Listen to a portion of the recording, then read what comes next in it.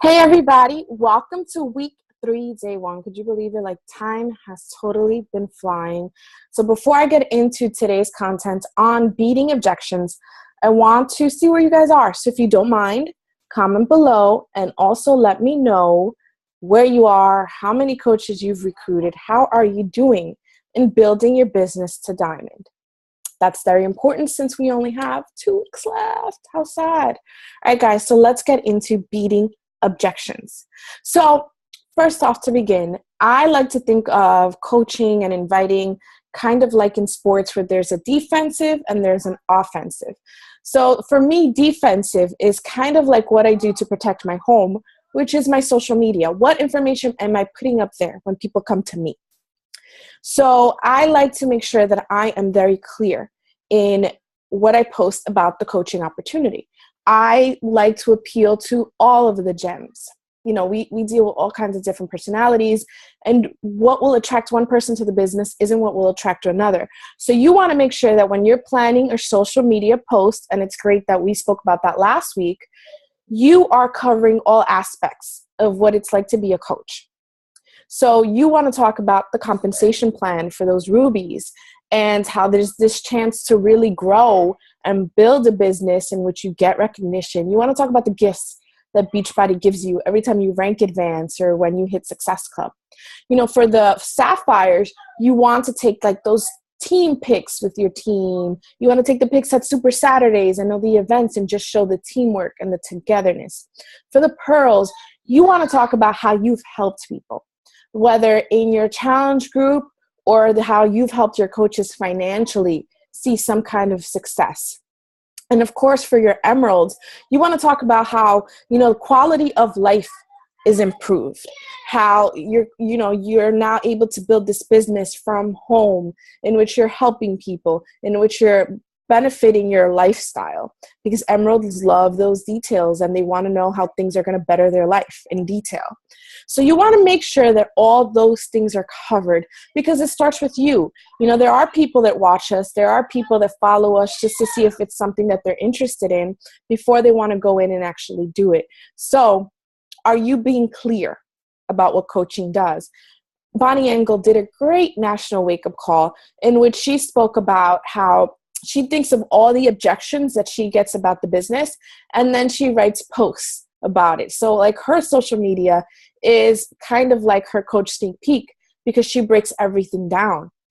So I've seen her do posts about Shakeology in which she explains what Shakeology is based on the objections that she gets. She breaks down the coaching opportunity and the objections that she gets based on those things. So think about, what objections are you currently getting and how can you break those down into individual posts in your social media, like every other day, for example, because you don't want your social media to be all of that. But whenever you post about the income opportunity, the coaching opportunity 3 to 4 times a week, you want to tackle the specific objections. And let me tell you something about mindset. Danny Johnson says that the objection that you most commonly get is the objection that you've had. So I get coaches all the time that tell me like, everyone's telling me it's too expensive. And I'm like, well, why is that? Think about your journey. You thought it was too expensive when you started. So it's only normal that you're going to get people that think the same way. So you want to make sure that not only is your social media clear on battling the objections that you're getting, but that you're also clear in your mindset about the greatness of this opportunity and how it's not at all too expensive to join in, take care of yourself, and have an opportunity in which you could pay it forward and build a legacy for yourself and your family.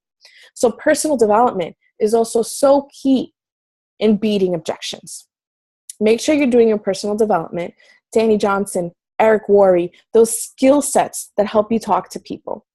And speaking about skill set, another thing that you're going to see that's so important in beating objections is to make sure that you're actually forming your prospects. So that's coaching 101. When you form your prospects to invite them into a challenge group, which is family, occupation, recreation before the message.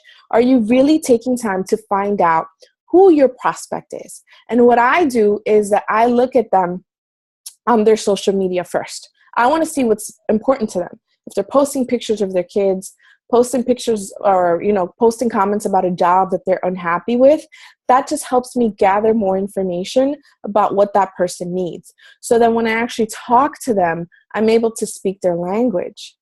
And speaking about that, are you guys getting them on the phone? I don't know about Monica, but I'm pretty sure she agrees with me. Whenever someone contacts me or I invite somebody, I gather a little bit of info from them, on Messenger or text or email, wherever. But then I say, do you have some time to get on the phone? I would love to hear more about you. And 99.9% of the time, they do give me their phone number and I get on the phone with them. Why is that so important? Because you cannot convey to someone your passion about what you do over Messenger or over text messaging. Because even voice notes are great. If you can use them, use them.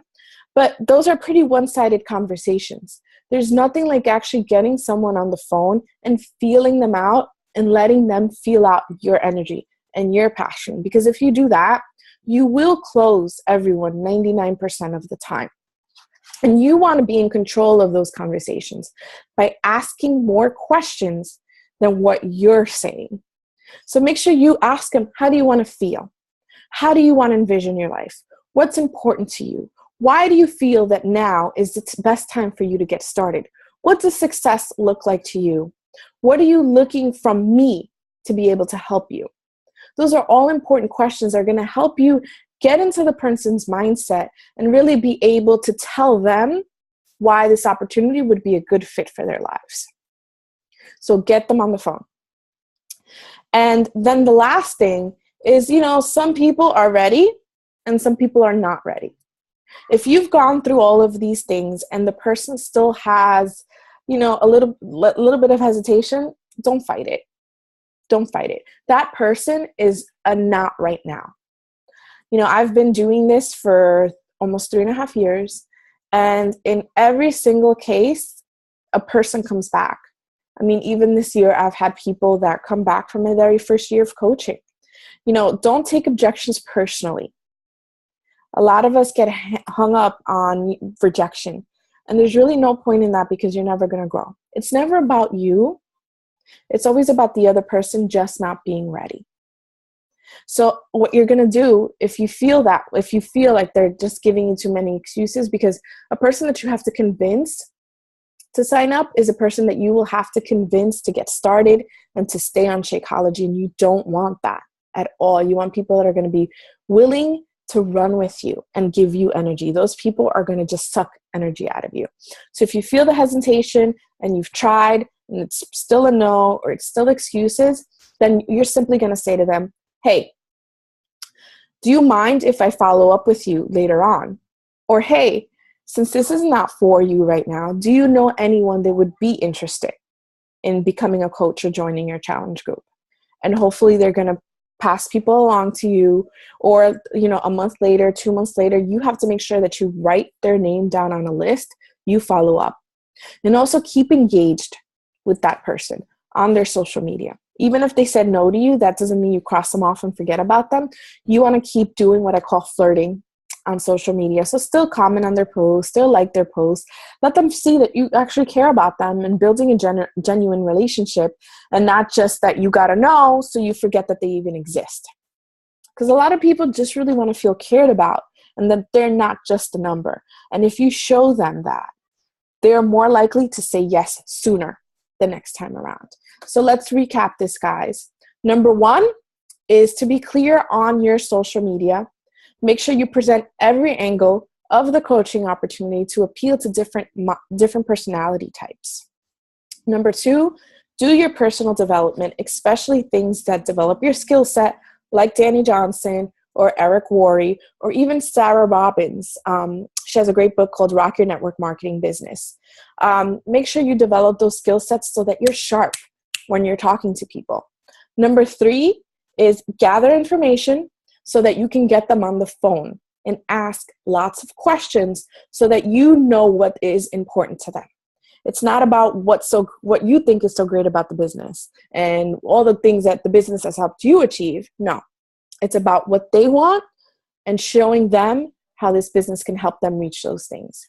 And number 4, if they give you too many excuses, let it go, ask for referrals, and keep the relationship going, because every no is usually a yes later on. So hope that helped, guys. And if you want, comment below again with where you are, how many coaches you recruited, how close are you to Diamond, and number 2, what are some objections that you've been getting?